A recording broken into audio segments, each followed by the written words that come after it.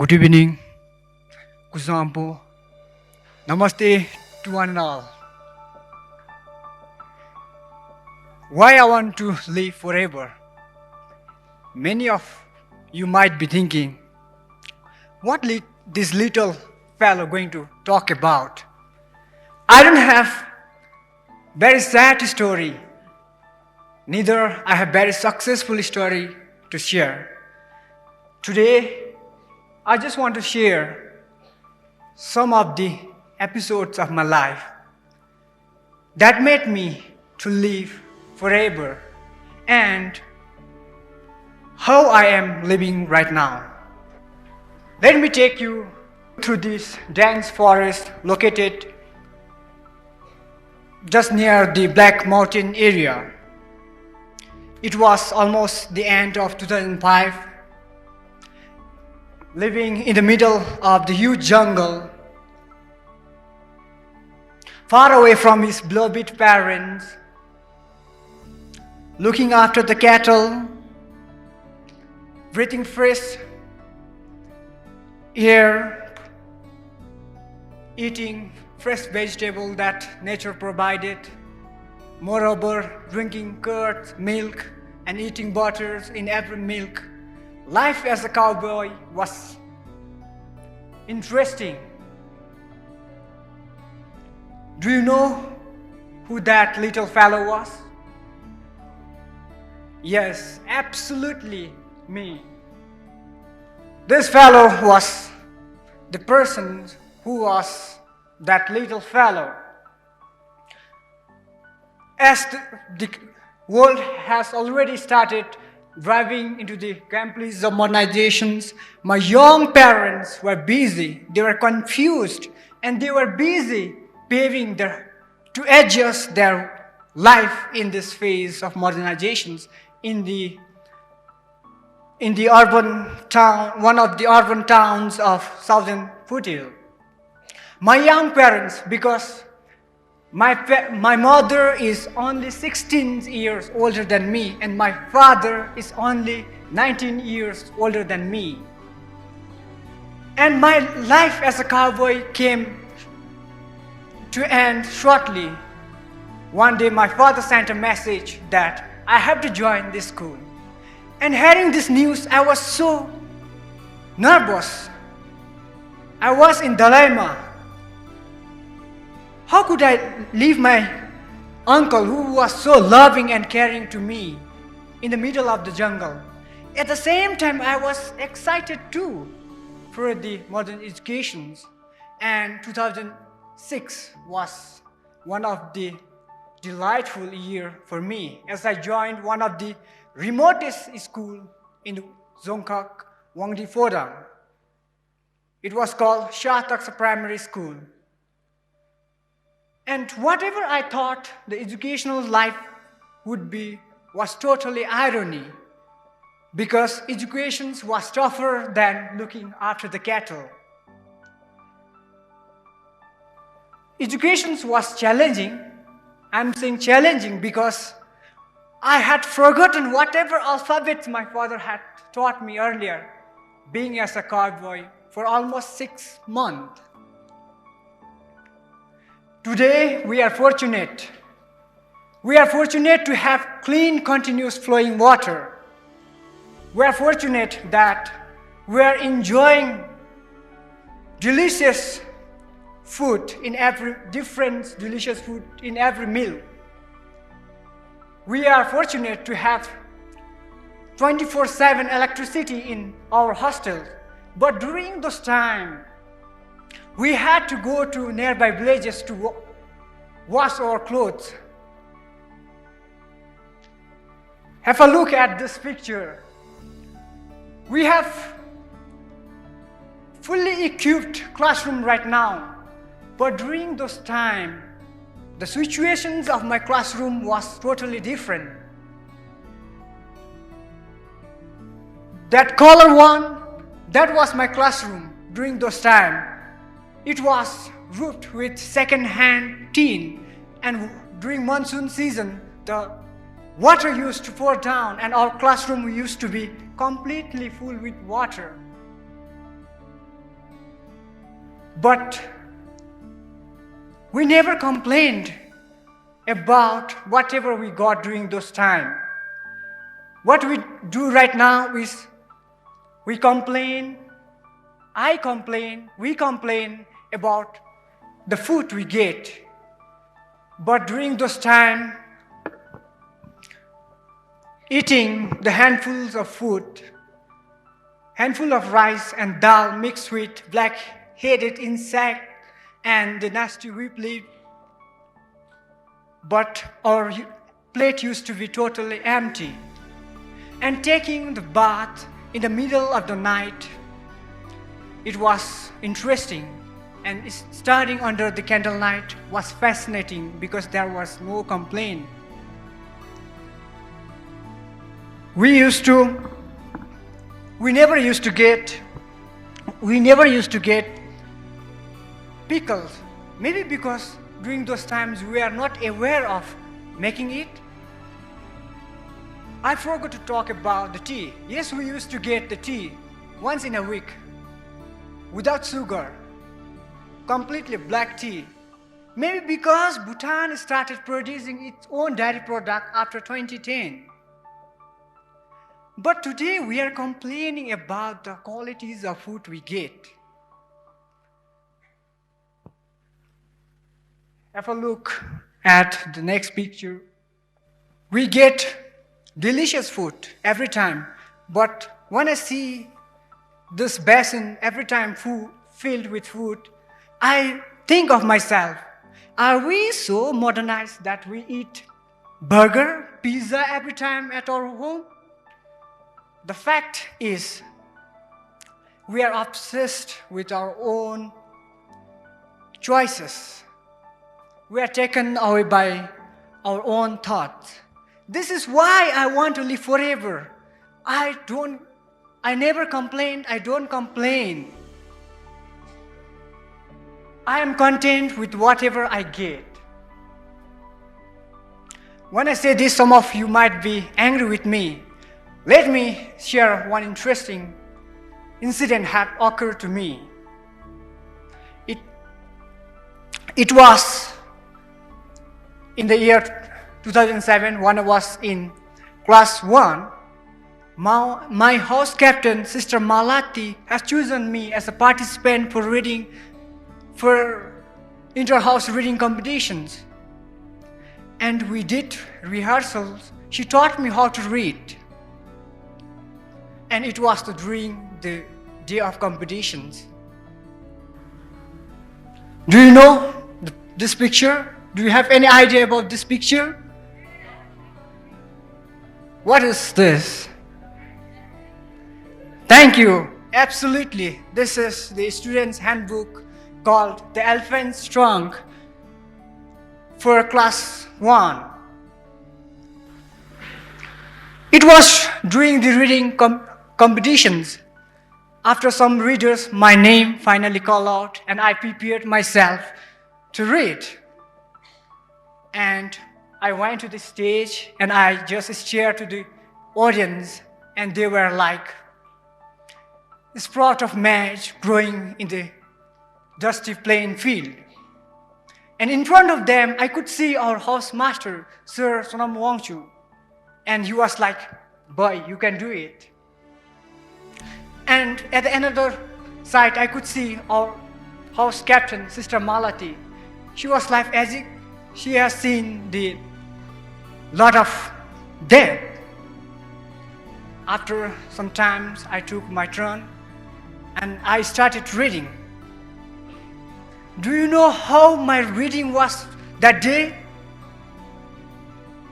I started reading the first line. Long, long ago, elephant did not have a long trunk and big ear. And it was in the second line. When I approached reading in this punctuation mark, I didn't know how to pronounce, or I didn't know the functions of this little sign.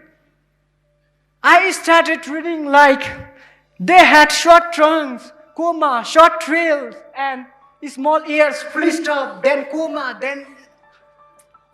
then full stop.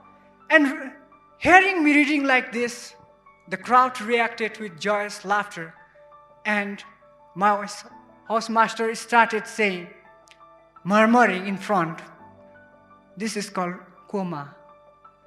It is not like that. But I didn't know how to pronounce. I started continuously reading like that. After some time, the bell rang. Then my turn was over.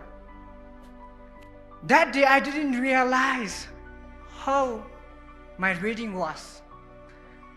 Year passed by, some months, some days, and finally I could realize how horribly I read that day. And these bizarre situations had taught me that mistakes are natural, but corrections and evolving from there is important. And as I grew up, I started taking part in such kind of events. And these are a few collections that I acquired. And after class 12, on final examinations, I went to my village, and as I observed that and heard that people earning millions and millions from cardamom, I also planting cardamoms. And my parents accepted my plans, not the plans of going to Australia, but the plan of planting cardamom. And I started clearing the huge jungles which remained fallow for almost 25 years. Then not only 1,000, not only 2,000, I planted more than 10,000 saplings of cardamom. And at the another site, I planted 2,000 for the backup. Almost more than 12,000 saplings I planted, thinking that this could help me pursue my dream. And if you could see my hand carefully right now, you will see that how much scars I have accumulated. And when I was coming here, I was suffering from typhoid. It was not a regret for me. Let's come back to the failure story. The failure story. After the strike of COVID-19, we were sent back home, and I directly went to our village, and I started weeding the cardamom. And it took almost 1.5 months. Thanks to my grandparents, because they had kept those land for me. You know, they had been really far-sighted.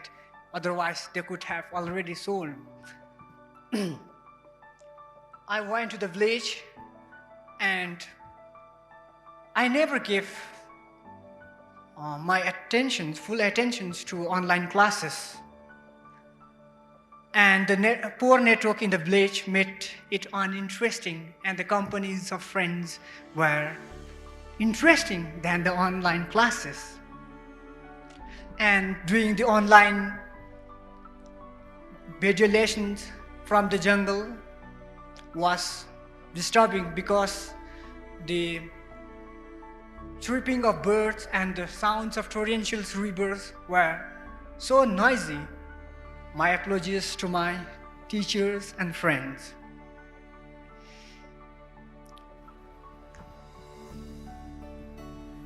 After some continuous thought, what I thought was, will it be okay? Will it be good to pass the final examinations when I don't have the basic concept about the subject, whatever I was learning? Should I go to Australia to earn? Can't I do my master degree here in our own country? A lot of such kind of thought started popping in my mind. And when I finally come back here, written here in the college for the third semester, I again failed the data module. No regret. At first I thought, no regret. But later I could think that, why can't I give my time to my studies like the time I give to my physical work? Then in this semester, I'm doing better. I'm trying to do better than what I had been doing in my previous semesters. Now, I may not be able to go to Australia. I may not be able to go to foreign countries to study or pursue my dreams. But I have a big dream. I have a very big dream. At my village, there are a lot of disabled people. And once or twice I go to my village and I meet them. And one of them, she asked me to bring her wristwatch and earring. And when I returned from school, I took her the ring and the wristwatch. And she was so happy to receive that. And from her smile, I could find what is so-called the happiness. And right now, what I am planning is that whatever amount that I get from my cardamom productions, I want to invest on those disabled people. You know, before planting cardamom, I just roughly estimated that I could earn 6 to 8 lakhs annually. So whatever amount I am going to earn, I want to help those disabled people. I want to build them a home. This is my dream, and I could see the happiness whenever I help those people. One of them, recently my mother was saying that, one of them was asking, when will your son return home? And hearing this, I was so joyous.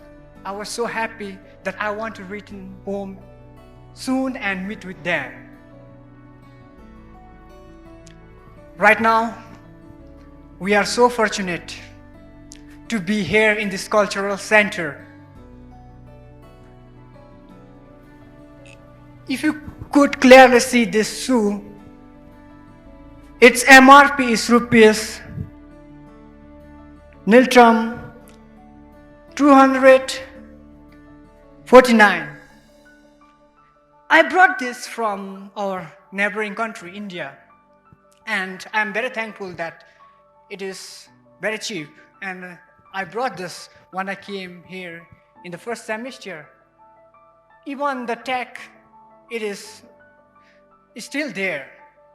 Price tag, it is still there.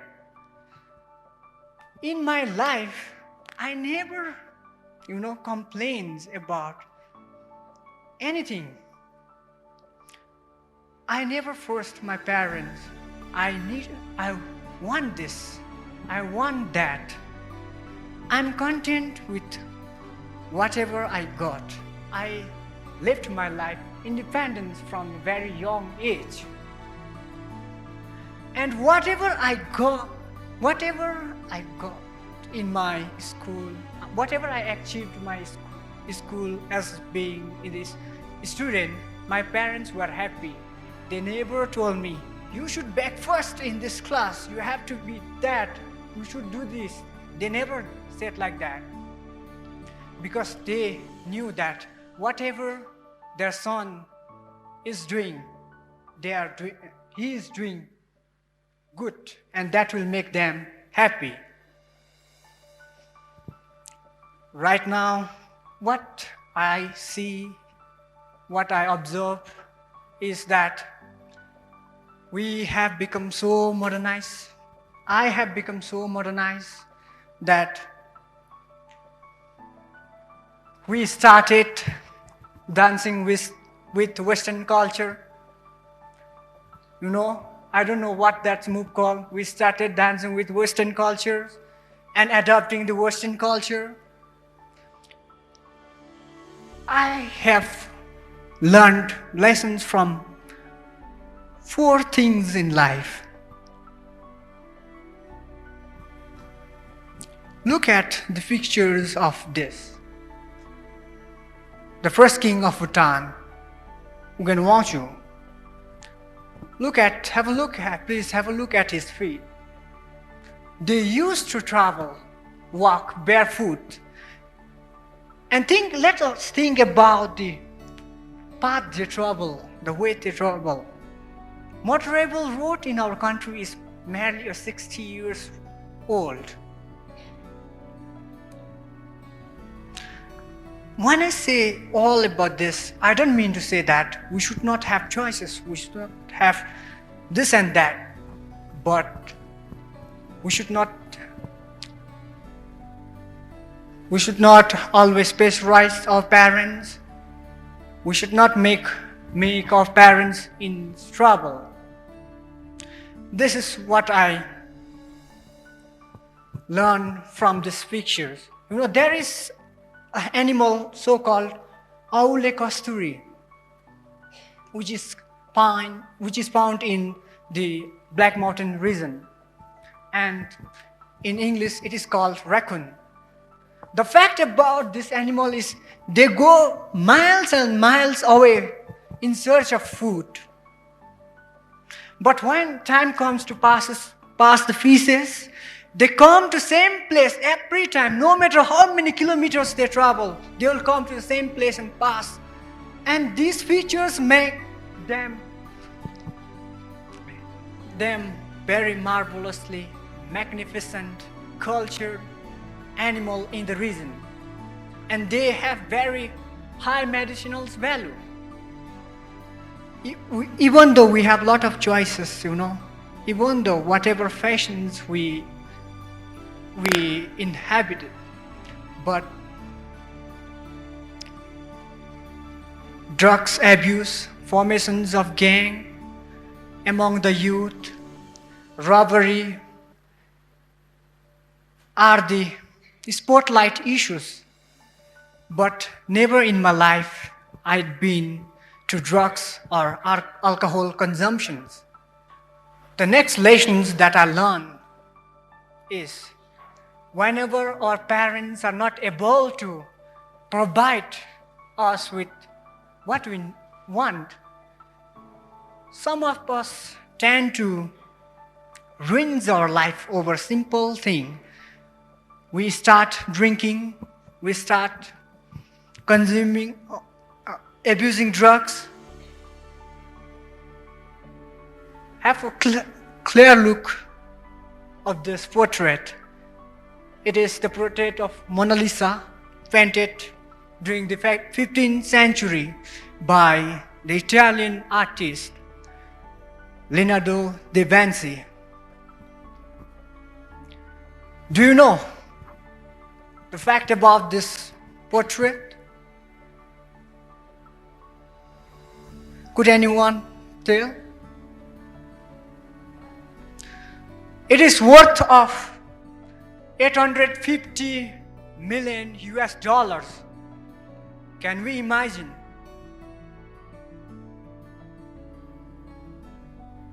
But can I give this eye to someone else for 850 million US dollar? Can you give your heart to someone else for 850 million US dollar? Can you? No. Yes, our life is so important. It is beyond the portrait of Mona Lisa. It is beyond the Google $1 billion. No matter what is the circumstance, I have to control my fate. I have to decide my future.